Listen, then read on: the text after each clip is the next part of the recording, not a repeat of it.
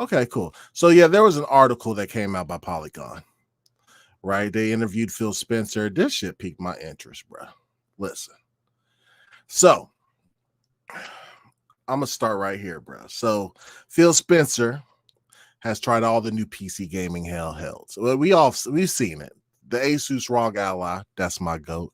The Lenovo Legion Go, that's MJ Dark's baby, right?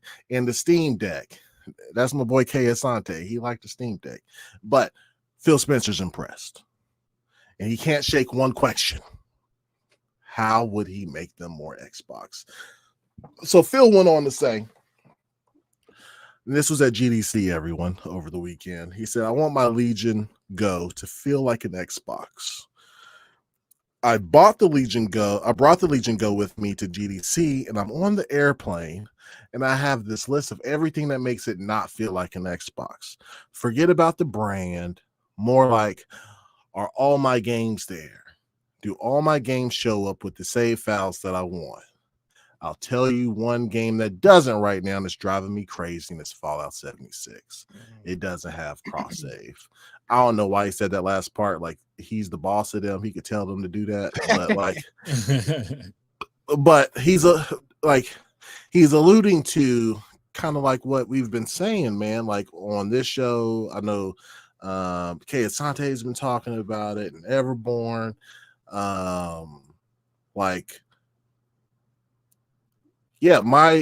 I want my ROG Ally to feel like an Xbox, right? Like to turn on and then everything is just there. You know what I'm saying? As far as like my saves, which it does, but like not all my games are there from the third party store or whatever.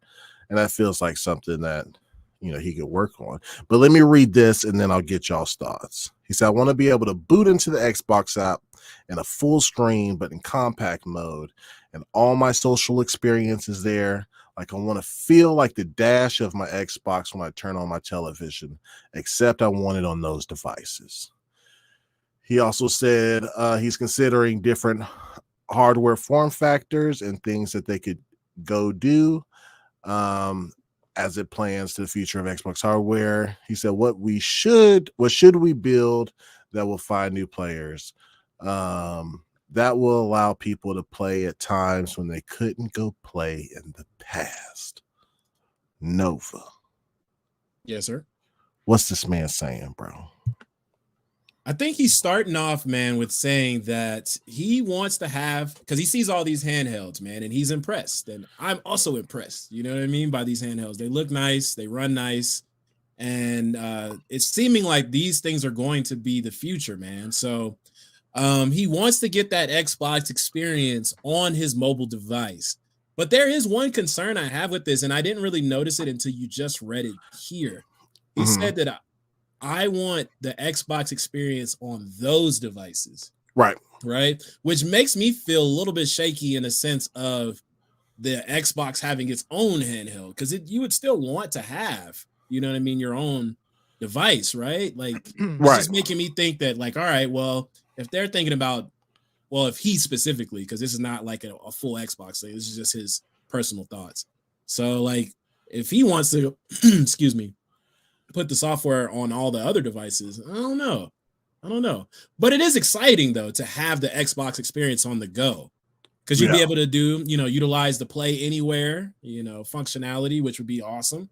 And I feel like it does suck when you go from platform to platform, because I think he did say in another interview that you get these sharded experiences when you go play in several different places. It's like, all right, I have these games and this experience on the PlayStation. I have these games and this experience, everywhere. So I think in his mind, it'll probably be a good idea for just central location for saves. You get the good experience wherever you want to get the good experience. That's my initial thoughts on this one. Yeah. What about you, Scal? Initial thoughts. Sounds like pretty much everything you've been saying for the most part over the past few weeks. I like what he's saying for sure. That is the experience I would personally want from a handheld, is to when I turn it on, it gives me that Xbox wow type thing. You know what I mean? Like I personally, that's what I would want. And I was also thinking that they could possibly have another version. I don't want to say pro version, but another side version that runs Windows in the background, maybe for the supernovas out there. And so I think that's interesting as well. But my concern is power, I think. I just don't know what kind of experience they're trying to get us to have. And I'm scared of how the games are going to run with these, how powerful these games are. You want me to help you ease that really quick? Yeah. From what I've heard, the Series S was a Trojan horse for a handheld at a later date. So imagine the power of a Series S, which is typically 1440p. I don't know. Have you guys ever played on the Series S before? No. It's great on a big screen. Like it's good. It's 1440p. It's even better on the monitor. But that was released 4 years ago, right? But that was a Trojan horse to get devs used to powering their optimizing their games for that standard, right? So that whenever they do release a handheld, it'll be much more easier for devs to optimize for that. But it's the power of the Series S. You know what I mean? Power, yeah. So I still a little concerned, even with the Series S power. It is good, but I was just seeing. Let's just use Dragon's Dogma because they also played on the Series S. It still runs. It's still, I think it's still getting like 30. It's getting lower than the X, obviously. But it's still getting decent, all right kind of frame rate. Yeah. What it is. So but imagine toning that 1440p down to 1080p. It could run. You know what I mean? Yeah. And then having an AI chip and all this other stuff like with it in the future. Like, I think it'll be much more powerful than the Steam Deck, right? Really? Like, yes, like a Series S is much more powerful than the Steam Deck. Like, it's gonna have to be honest, because it would have to be running Windows in the background, right? Yep. I'm just concerned because, bro, these games are getting more and more difficult to run, man. Like, they're getting difficult to run, and if it's like, I just want, and this is coming. If this comes out, this wouldn't be considered like next gen though. What is this, a next gen item, you think? So that's what we talked about last week. Like Rand thinks that they'll do them both at the same time. I hope that's not the case. I hope that this is like the handheld is its own thing, right? Yeah. And that comes out in like holiday 2025. Right. And then the next gen experience comes out in holiday 2026. Okay. Right? So, if you're giving me 2025, 2026, and they're different, I'm okay with this. I'm okay with this because I'm concerned for GTA 6. And I don't think that's going to run well on this handheld. Not that it can and it will, but for like, I don't know. I don't know. It's going to be you'd have to cloud game it probably. Yeah. Well, the thing is the Series S has to have, because of parity, it has to. The Series S will have GTA 6 on it, and it has to be optimized for that system, like with the parity clause between the X and the S. So it's automatically going to run good on whatever handheld they release at that time. I can't even lie. I'm not 100% sold because I just need to see how it performs. But knowing that, I'm probably going to lean more to the 2026, spend my money there personally, just because I want a handheld and that's good. But I'm also, I do like power. I'm not gonna lie. That's why I have a PC. It's like, that's why I don't have an Xbox console now. And that's why I'm in the market. So this handheld is something that interests me. I am in the market for a new Xbox console or something like that. So I just think that the next gen would be, I just gotta see how it runs out of it. But what's cool is I think he's talking about two different things here. Like, we already know that it's been all but confirmed that an Xbox form factor handhelds coming by Xbox. But what we're talking about here, it seems like, is an Xbox OS. Yeah. So democratizing the Xbox storefront, I guess, for other people to use so that you can download and make your ROG Ally or your Legion Go into like what I've been fucking wanting forever. Is just to make it a series. I mean, an Xbox storefront. I press a button in Windows, of course, like on these systems, and I just have my Xbox experience. Pretty much launch Xbox OS. And yes, you're good. I see that. And that'd be good if you still had the Windows option as well. That's what I was saying, because there are people going to want that option for sure. And I'm people. Yeah.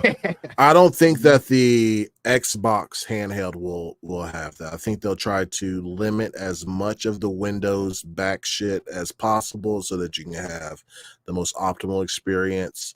Yeah, I see that. I see that for sure. Yeah, that's what I was saying with like a pro. I don't want to say pro version, but just like how you buy an iPad and they got the 3G version, or not 3G, right? But wireless. But I think that that's what this is that, like, hey, if you don't want the Xbox optimized version and you want to go third party with it, then go for it. I see. How far do you think that goes? Do you think that we'll ever find an Xbox app on, say, for instance, a Nintendo Switch? Because it seems like this Epic Games Store is going everywhere these days. So if Microsoft said that they will put Game Pass wherever the fuck they can, right? So if Nintendo would allow it, which they won't, then, or if PlayStation allowed it, which they won't, they would do it. Like, that's been documented, like within the FTC leaks, like documented that they wanted to do that. The motherfucker said no. Like, I can't even imagine the green on any of those systems either. Yeah, bro, it's going to happen though. Like, I think what they're doing here is getting out in front. We already see this happening with cell phone companies, right? Like with the Apple stuff in the EU, right? They're like, no, you need to allow the Google store, you need to allow all these stores onto your platform, right? Like, what's the difference between that walled garden of Apple in Europe and PlayStation? I mean, and I think they're just I think they're getting out in front of it so that they're ahead, they're established, and whenever the regulators regulate, they don't have to do it. Yeah. You know what I mean? They don't have to scramble to do it. Yeah, because like, I don't know, man. You said it won't happen, but like reading what like Phil Spencer's talking about the current climate in gaming, how like there's like it's already, this is the amount of people that's going to be buying these games. It's all we're at the maximum. Right. Yeah. That's buying these games. So that's why other companies are trying to get creative to find funds in different ways, you know what I mean? Or either put your stuff somewhere or buy another company, like to the tune of like 72 Billy, like ABK. You know what I'm saying? So they're totally down to try to find some different ways to make some money by any means necessary, man. And some of the games going elsewhere is a little bit of proof of that happening, man. So, yeah. Like when you don't have replaceable batteries, it makes the whatever you're using a little more firm, like well built. Yeah, it feels like it has a solid build to it. It kind of continues. I like the fact that the Valve, the Lenovo, and Asus went out and innovated in a new form factor, and I would say that I'm playing on those devices. It almost feels like more of a console than a PC 9 times out of 10. The thing that usually frustrates me more, Windows based than device based, which is an area I feel some ownership of. Like, I want to be able to log in with the controller. I've got my list of things we should go do. From a game creator standpoint, I can then go build a single version of my game that spans more hardware and reaches more customers. I would say for players, it reduces the friction. Like, if I want to go play my console games on the go with the handheld, I don't want to only be able to buy one brand of handheld, right? I want everything that we're doing in the hardware space to be great. But if somebody chooses to go play somewhere else, I don't want them to feel like a lesser Xbox player. Hell yeah. That's right. I think it's important. He said, I think it's important. You and I, we've been around for a couple of days. Look at the real inflection points in our industry. Like, look at the Wii.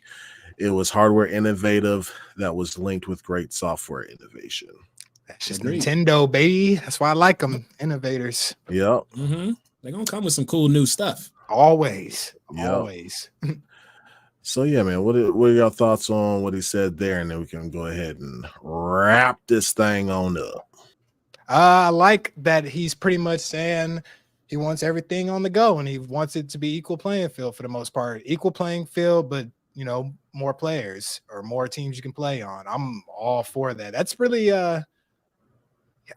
it sucks because this sounds evil because it's so good. It's like, where is the bad stuff? Like you can't be for the people like this, right? But he might be, and I think I like what they're trying to do. I'm happy with it. Not only that, just Xbox as a whole is just killing it right now. They're really ahead, so I think they're making great decisions. Yeah. No, I agree with you, man. Like I did hear a little bit. I overheard what you were saying that he wanted to have it to where you could just like press the controller and jump right into the experience or something like that. Mm-hmm. So that makes me feel like he doesn't want it to automatically boot, because I know, Viking, you don't want it to boot into Windows. You don't even want to deal with that. You want to grab your controller or whatever, and you just want to jump right into if it's an Xbox device, yes. Right. And it sounds like he's alluding to that as well. But man, just reading this, just thinking about it, man, like Phil Spencer seems like he's a gamer for real, bro. Like he seems to be looking out for people. That dude always gaming, yeah. It seems like he's looking out for people like you and I. You know what I mean? And he wants to give the gamer the best experience, not just specifically the Xbox gamer. It just seems like he wants to give the gamer the best experience, right, man. And I can really respect that. He's even like, sending shout outs to the Wii and saying what Nintendo did really well on one of their previous products. So shout out to Phil Spencer, man. I need that official announcement this year, bro. You think Sarah Bond's gonna say? Because we haven't. She has to. That's what we was in a group chat talking about this shit, bro. It's like, why is Phil talking, bro? Like Sarah she's the hardware queen, bro. Like she's the president of Xbox. Like literally. But I think that the socials are too hot right now, right? Like she just came on. Let her do the official announcement. Yeah. Right. Let Phil do the alluding to.